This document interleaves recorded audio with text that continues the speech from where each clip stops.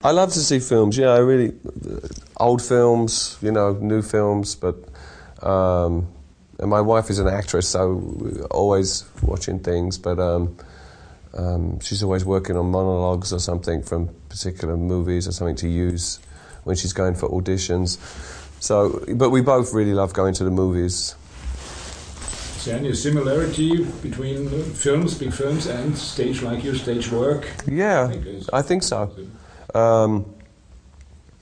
You know, with songs they become like short visual, especially Depeche Mode stuff. When we work on stuff in the studio, quite often where I go with it is it's a very visual thing for me, like, you know, seeing landscapes and things and situations and people, and that's why I love New York. New York's a great place to be stimulated by life and different cultures, you know, different music. You know, I completely understand why a lot of jazz like Miles Davis and John Coltrane and stuff came from New York, out of New York, because it's like the sound of the city, you know. It's especially Coltrane, you know, Love Supreme, that album is New York. And it's very visual, you know. It's when I listen to that album, it reminds me of home more than any other record that I listen to. So you bring, because you live in New York, you bring the New York side in the new record, for instance? I do. You know, I find it very inspiring. I feel like since I've been living in New York, you know, it has an influence on me, and it comes in the music. You know, New York can be very also claustrophobic, and you know, I feel very at home there more than any city that I've ever lived in. So, but I think the influence of the feeling in New York definitely goes into the music. You know, we recorded this album in Santa Barbara and New York, and they couldn't be further apart. Santa Barbara is beautiful. It's a wonderful place to be, and I'm sure to live. But I find it so inspiring musically. How is the work, still working together? You had a solo career, now you work again together.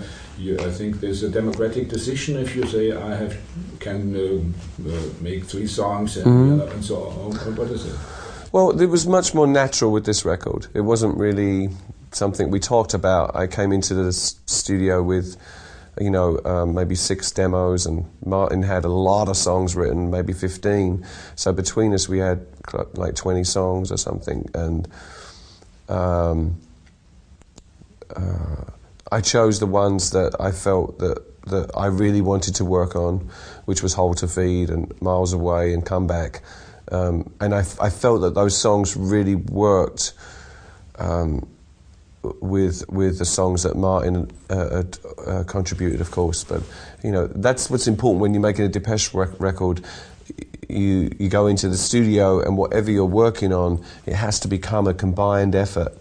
It's not like making a solo record where you know, I know at the end of the day I'm going to sort of have the last say on the songs that are used, the arrangements of those songs, the running order, the type of visuals I want to use with those songs, the artwork, everything. I enjoy doing that, and it's definitely given me a lot of inspiration within Depeche Mode as well, a lot more confidence, I think, as well, as a writer and a performer. For you, it's important how you perform these songs. You have to be on the stage, of course, so you look, can I dance to this or can I perform it? Yeah. Well, when I finish this tour, I'm going to audition for Dancing with the Stars. I think I would win as well. Somebody said that to me the other day. I was like, what? No, I mean, the way I move on stage, it's dictated by, you know, the rhythms, the atmosphere, what I feel from what comes back from the audience. It's like a wave. It kind of goes in and out and in and out all the time. And, you know, for me, I can express a lot of how I feel about a particular line or words or melody with my body. I use my body. It's, for, you know, it's physical for me. And I kind of throw myself into each song.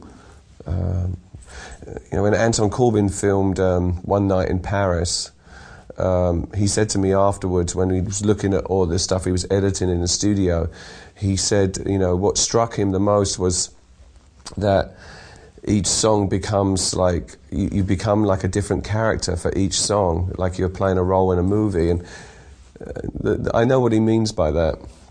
It does become like that for me. Some of those characters I identify with, and some of them, it's make-believe. You have 3 children. Her daughter is about 9. She'll be 10 this year, yes.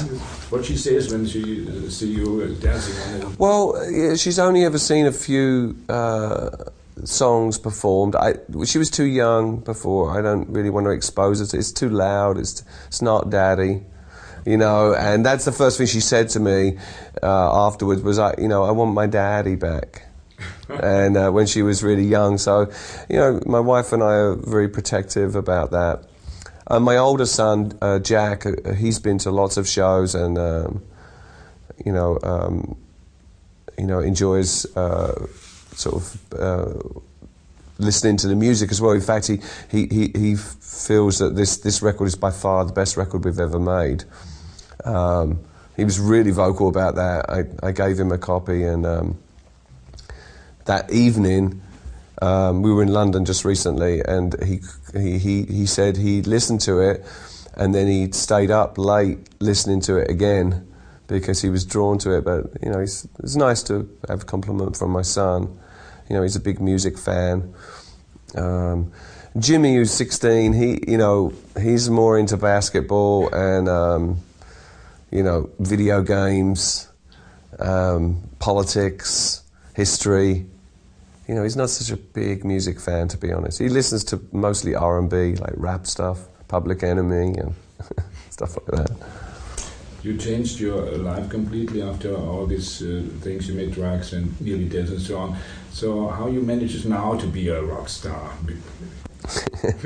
Well, you know, that's the kind of cliche. I think it's more, you know, when you kind of like go on tour and the sort of lifestyle is so strange. It really is like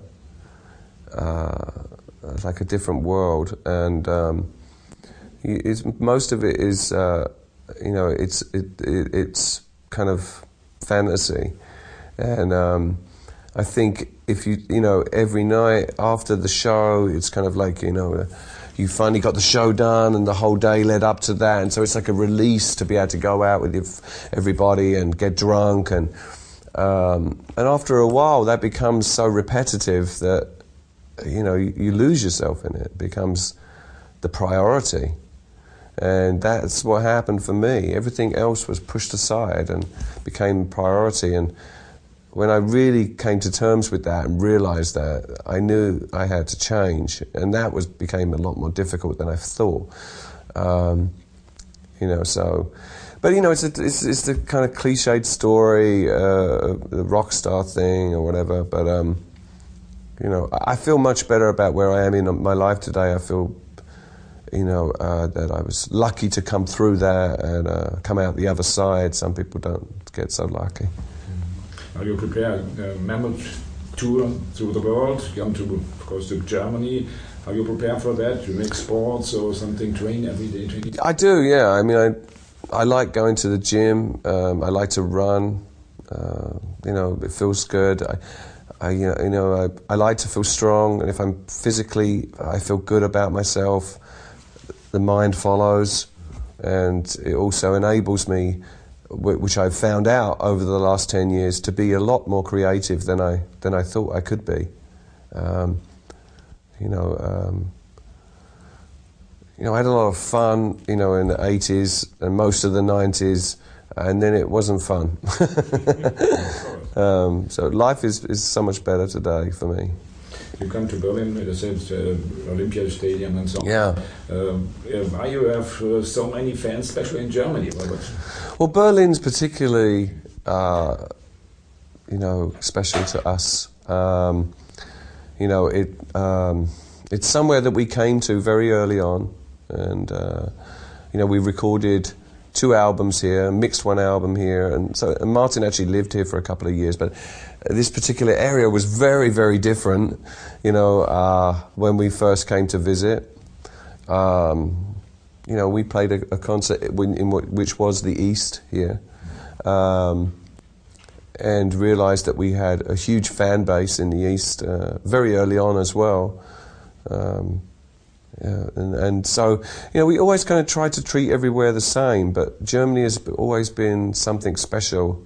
You know, certain places you go to, you know that your fans understand what you're doing and will support you. And Germany is one of those places where I feel that as well, we consistently have made good records where we have grown as a band, and performance-wise, hopefully this has been also growing, and you know, our fans have grown up with our music, so it's nice to come full circle after almost 30 years. By the time we finished this tour, we would have been existing together for 30 years and making music, which is a long time. Haben wir noch eine Frage?